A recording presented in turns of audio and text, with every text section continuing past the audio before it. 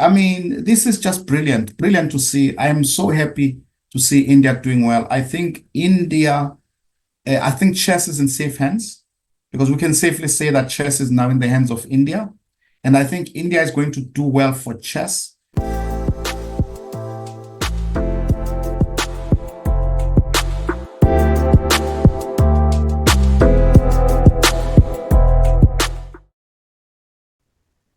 Chess, nonsense, and analysis. Yes, Watu. What are we looking at today? Yeah, today we're looking at the Olympiad. It's just been wrapped up, and we just wanted to see what's happening. Olympiad. Well, this has been on everybody's tongue, basically, the Olympiad and how it finished. Of course, it has to be mentioned from the get-going. I know we're going to talk about it a bit later, but well done to Team India. Absolutely brilliant performance, winning both sides, the men's and the ladies section. Yeah. So we'll talk a bit more about that. But on the South African front, how did we end off, Watu? What do you... Oh, actually... Yeah, I've got some stats here, but do you have any? What's your thoughts on it from what you've seen? Look, I was pleasantly surprised. Look, from the men's team, because they're young side, they did very well. I mean, they ended up third in Africa, behind Egypt and Zimbabwe. Yep. A very good result. Individually, they had some very good performance. I think Parrish did very well on board one. Yeah, for sure. Did very well. I think Jan did very well on his debut Olympiad. And generally, I just think that the team played very well and excellent. And the ladies' team also did very well. I mean, Jessie, I was impressed with Jessie. You'll give more statistics here. Jessie did very well. And I'm happy to see that. I think she gets 30-something points. You'll tell us more. Yeah. And I think someone got a woman candidate master title, which is excellent. Yes. So I think we did very well, yeah. Yeah, I think we can be proud of both teams' performance from South Africa. Of course, we will be striving for more in future Olympiads and so on. But maybe this time I should start at the ladies section. So for the ladies team, I should start off by congratulating. I think it's, let me say unofficially, but it should happen. So from the talks that I've had with my wife who's been there and so on, it sounds like Hayley Nell is going to get her WCM title. So congratulations to Hayley. Congratulations, well done. I think that she had to win her last game, Watu, in order to get it. And did she? And she won her last game. Right? And this team South Africa was playing against Scotland. Scotland outranked South Africa on all 4 boards, and Hayley pulled off a win. Yes, it was the only win, and then they drew the match. Yes, crucial win there. So she brought the team up to draw that match against Scotland in the last round. Nice. She got a title as well, and that well done to Hayley. And so talking about that match on board one, Jessie February. She of course she had a great performance. Let's just check out. I want to just see now that we are talking about the stats here. So Hayley, by the way, got 3.5 out of 7. That's 50%, gaining like 66 rating points and a title. Nice. Not too bad for the Olympiad over there. And then our board one, Jessie, she scored 6 out of 10 on board one. Brilliant. Great performance. She's also gaining like 39 rating points, Watu. So she's inching closer to that WGM title over there.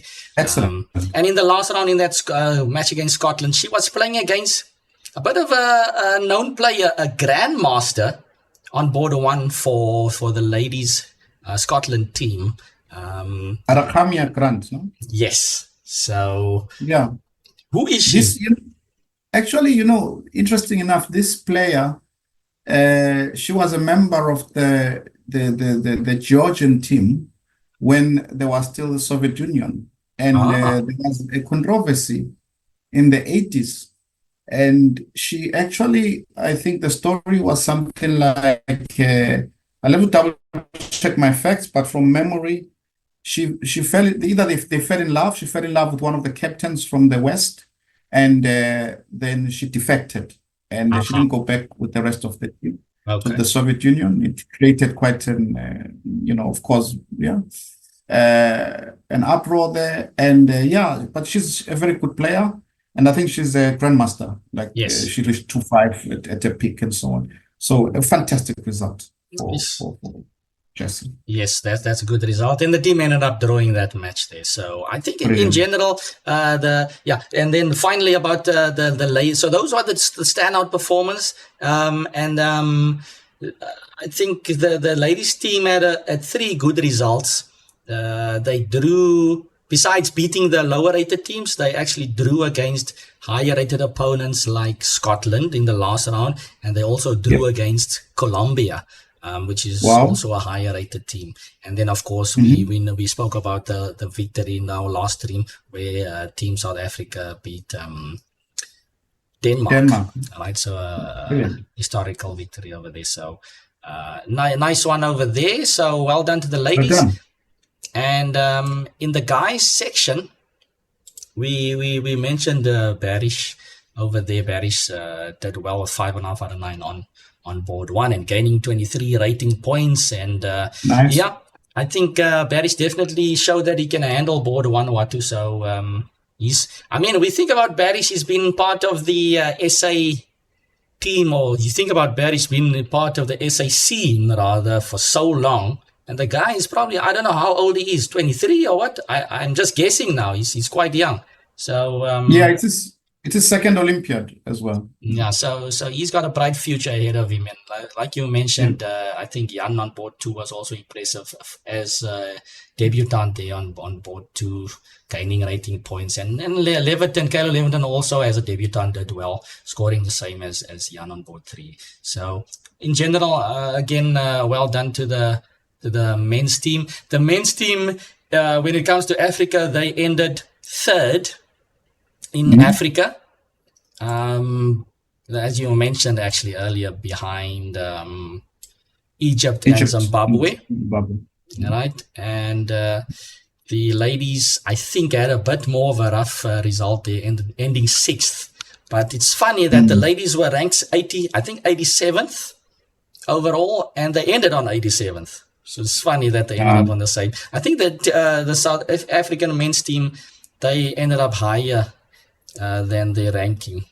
Now I'm not sure what their first ranking was, Watu, but they definitely ended up higher than what they started with. Maybe something in the 80s and they ended like 67th or something like this. I stand to be corrected on that one. So entertaining and looks promising for Team SA. Talking about Zimbabwe ending 2nd, I'm jumping now to some other teams. I think Rodwell Makoto also stays in South Africa. We all know him. He had a brilliant performance. I think he was playing board 2 for Zimbabwe. Zimbabwe did great, Watu. Starting with Mandija. He started slowly because I was following them as well. Mandija started off a little bit rocky start, but then in the second half he played very well. He started playing well. Some GMs. And Rodwell started like a house of fire and slowed down in the end, but still also beat some GMs. Actually, in their category prize, they almost got a category prize, but they were outranked. They came 2nd. They were outranked by Colombia in their category. So, they did very well. Interesting stuff over there. And of course, Egypt doing the usual thing over there. So that's that. And then when it comes to overall, India just completely dominating. I think these youngsters are getting to that maturing stage on the chessboard. It's going to be difficult for everyone in the coming years what to do. Those guys are fighting amongst themselves to be the best. You know what, Calvin, when I was watching this Indian team, I had it reminded me, when you read about the Soviet Union, when they were a powerhouse. I mean, the Soviet Union had something like they used to have Botvinnik, Tal, Petrosian, Spassky, some Smyslov or something. Yeah. They would have 5 world champions. Yeah. And everyone would be there'd be 2 or 3 winning it, but everyone would be going for a broad prize. And if you look at this team, this Indian team, that's what they did. Okay, 2 got the broad prize, which was Gukesh and Erkaisi. Yeah. But the scary thing about it all is that the Indian team, the men's and the women's team, they are an improving team. I mean, if you look at 2 teams like now, if we look at the US and we look at China. Now, China is only one player is stable and going up. We would say Wei Yi, but everyone else, they've been champions. They seem to be slowly on their way down. It's not that you play weaker, but I think it's just the motivation is not as high, right? You've been there. Yeah. So what's the point, right? Yes. And however, the Indian team hasn't even reached its peak. This is the scary part. They haven't peaked yet. I mean, we are talking about potentially, they haven't picked. We're talking potentially about next Olympiad. There could be 3 players over 2,800 in that team. Ooh. I mean, potentially. I'm saying potentially. We could have a team with a world champion. They'll be world champion, like let's say Gukesh wins the world title, which is now showing that he's a favorite. Let's imagine Gukesh 2-8, Erkaisi 2-8, Prague 2-8. I mean, monsters. Yeah, no, it's scary. And it is scary. And when you look at Hare Krishna and Vidit, yes, they are slightly older than the other guys, but there already are players who are going to substitute them. If you remember in Chennai, when they were India 2, they won bronze with Nihal Marin, and all these other guys. Yeah. Yes. So I think that they definitely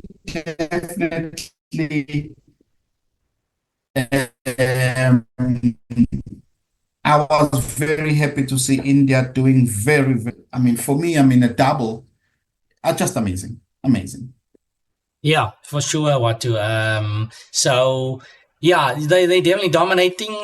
They displayed it here, and to me, it was also impressive to see that the ladies joined in over there as well. Some seasoned campaigners like Dronavali and Tanya Sachdev. They even missed their main player, right? Humpy wasn't there, but the youngsters coming through, the reigning world junior girls champion, which is a Divya. And then this other, what lady was this on board 4 that got board prize as well? So it was quite impressive. I think they also got spurred on by the men's team. Exactly. So just feeding young players. Yeah. So that was very impressive to see both sides. Beautiful. Of course, you have these other youngsters that I was watching an interview. Well done to India. Yeah, well done to them. I was watching an interview where they were interviewing Kramnik. I think I watched it yesterday, or was it this? Yeah, yesterday. And then they were asking him about the promising players like the Indian team. And then he was also mentioning, of course, Kramnik was the Uzbek coach for Uzbekistan. And he's got guys like captain, guys like Nordebek, and so on. So he was mentioning Nordebek, like Prague and Gukesh and Nordebek. These guys are still going to be there for a long time. So it's definitely not just India, but I mean, they are dominating with the numbers. And they made a big statement this Olympiad. So Gukesh, this guy is just going from strength to strength. And what a time to peak, right? It's a couple of months before the world title match. He's doing everything right, Watu. And I'm excited for this match. I'm sure Ding is still doing something. He's preparing. He's I don't know what happened with him not playing against Gukesh at the Olympiad. It might be some psychological tactic. But yeah. What do you Kelvin, just mentioning that. my thoughts is that, okay, the World Championship, I think we will see. That's what I see. We've speculated, and let's just see how it plays out. But what we have seen right at the Olympiad, what I'm impressed with is the team spirit. They are a real team, India. They remind one of Armenia, how Armenia used to be, with Aronian, Akopian, those guys was, Sarkisian. They were a real team. Yeah.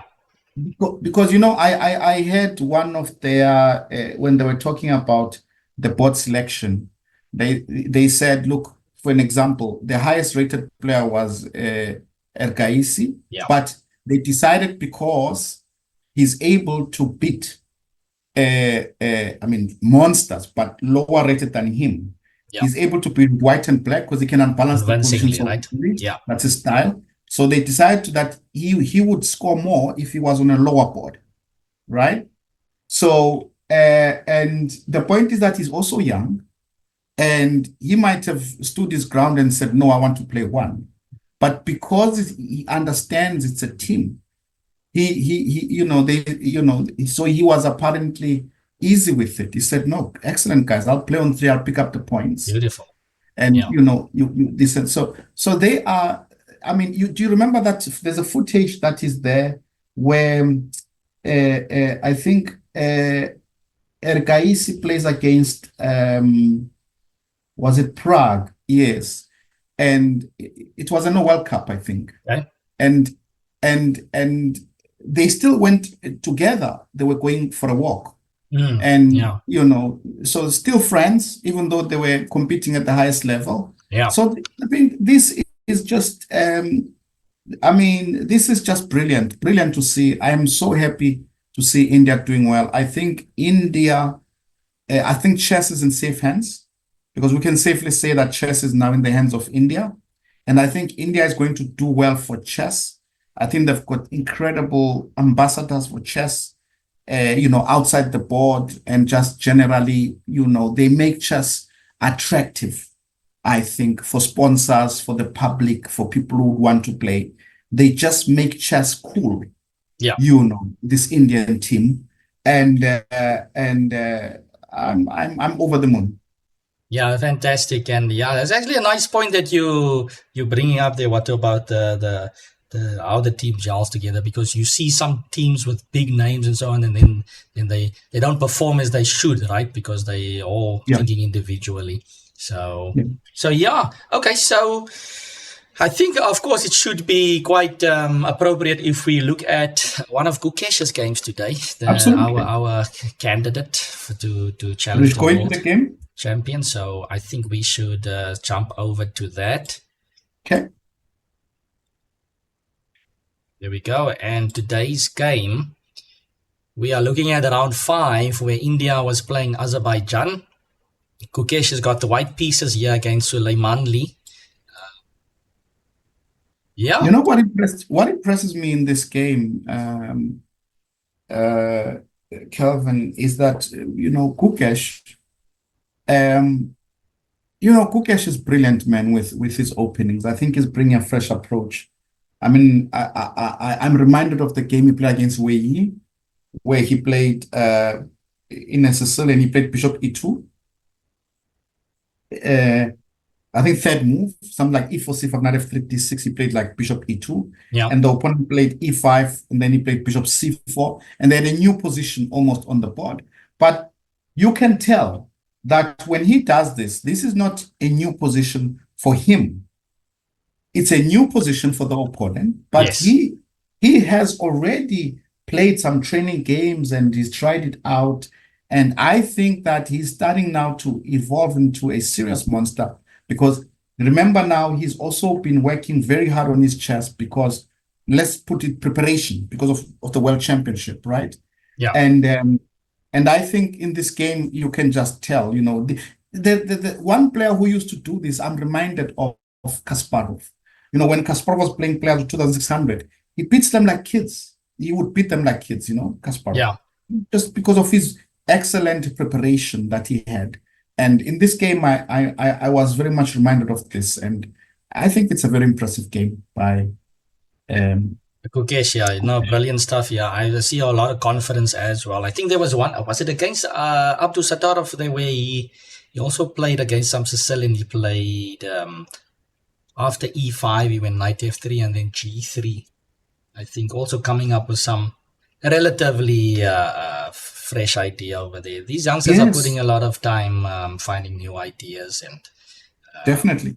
chess is certainly not exhausted yet. So let's have a look at this game over here. Gukesh has got the white pieces against 2600 rated Suleimanli.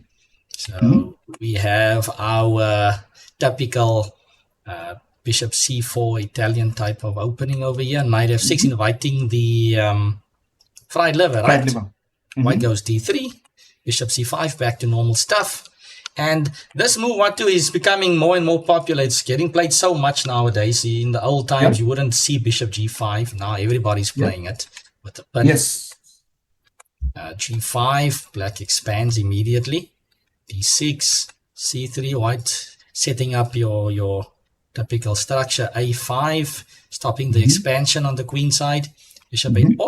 Everything pretty normal. Yeah, a3 maybe not what I've seen a lot, but clearly white wants to play b4, right? At some point, maybe.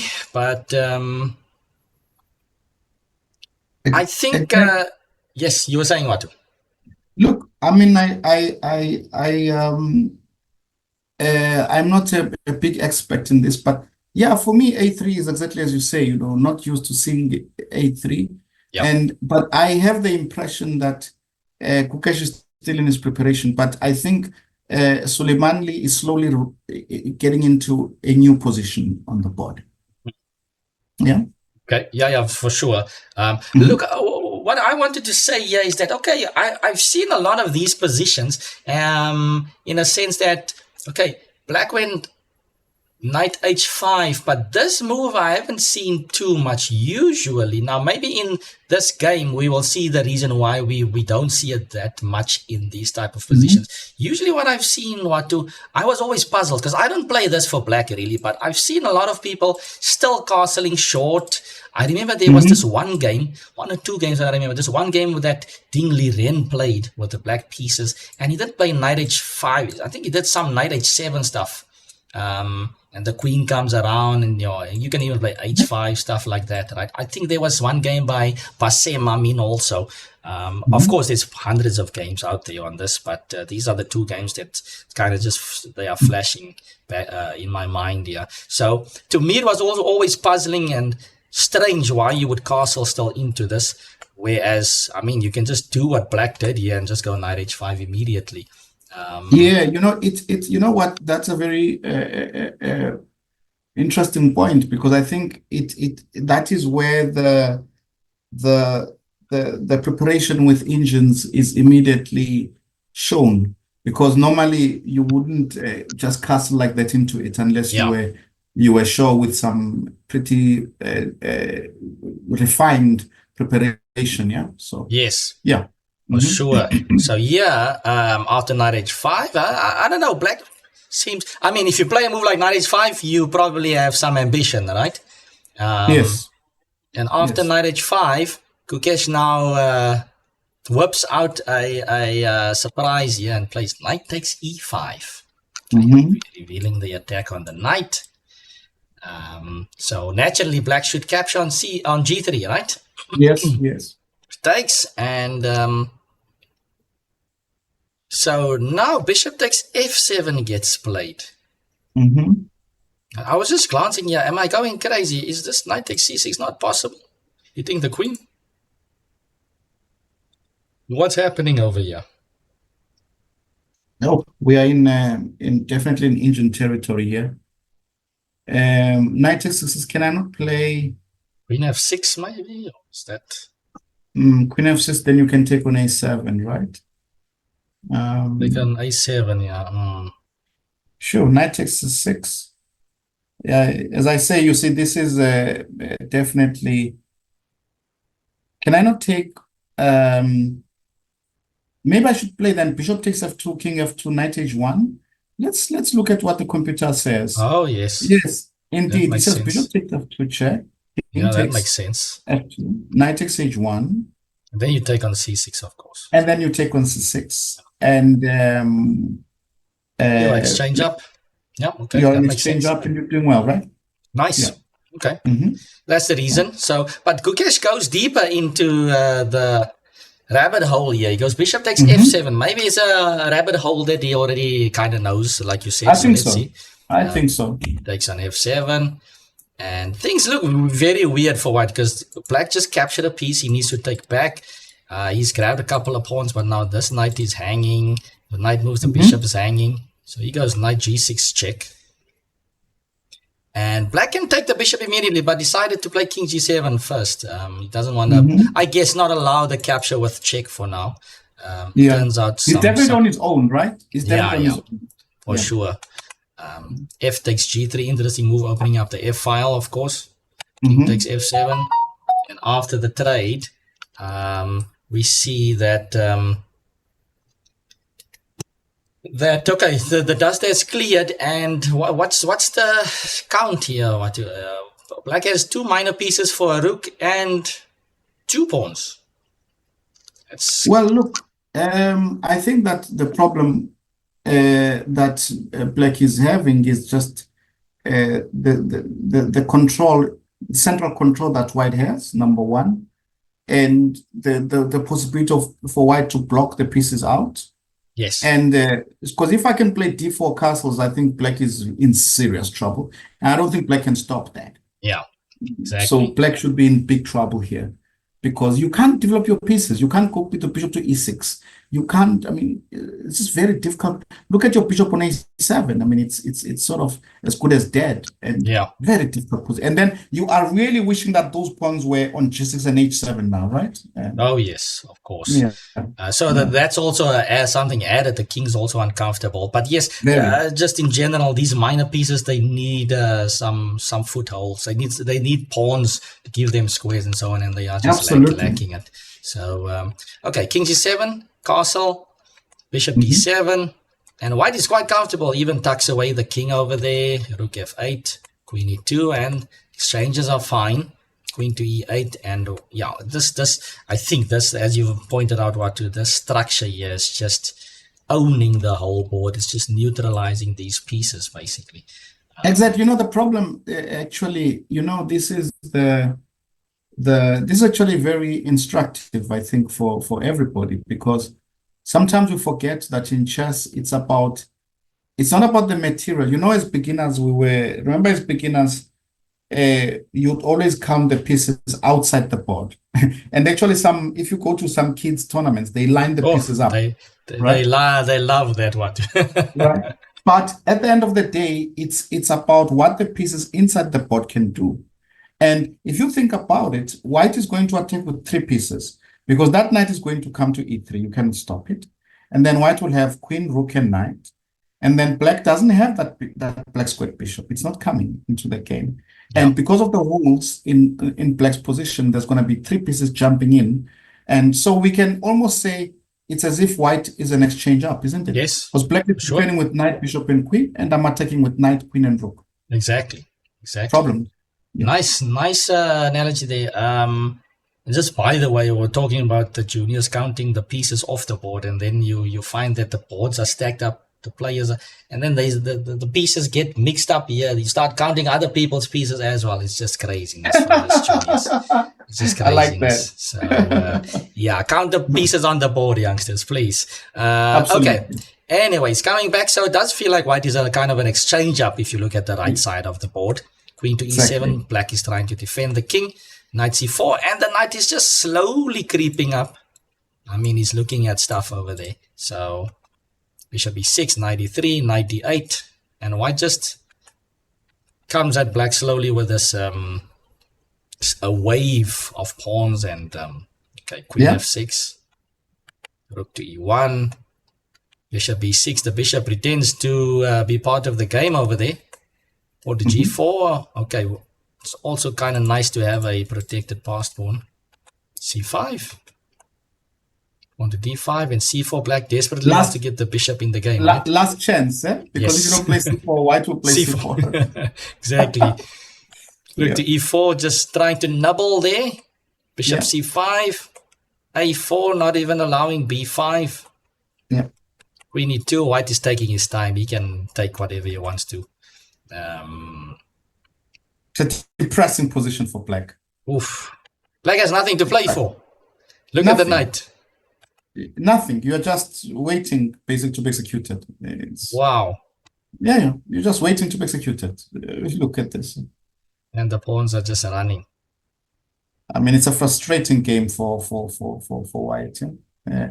But this is my point, is that let's have a look at this game. I mean, did white play? No. White didn't So play. the player with 26-32, this is a really, really, really good player.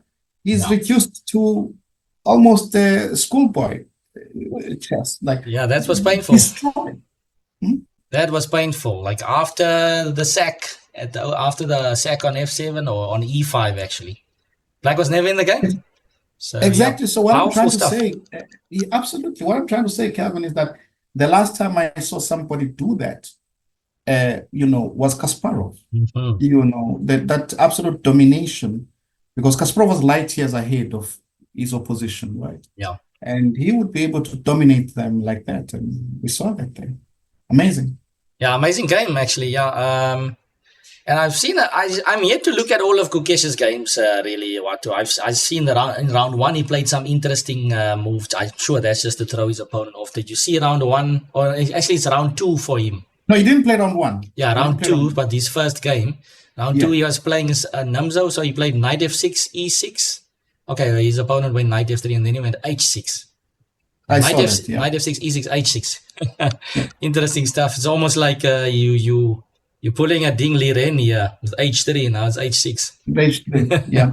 But I think that H6 move is maybe slightly more useful there in that position. But you see, the thing is that reminds me of a comment that Peter Svidler once made. And Svidler said, you have to know a lot of theory in order to play outside theory. Yeah.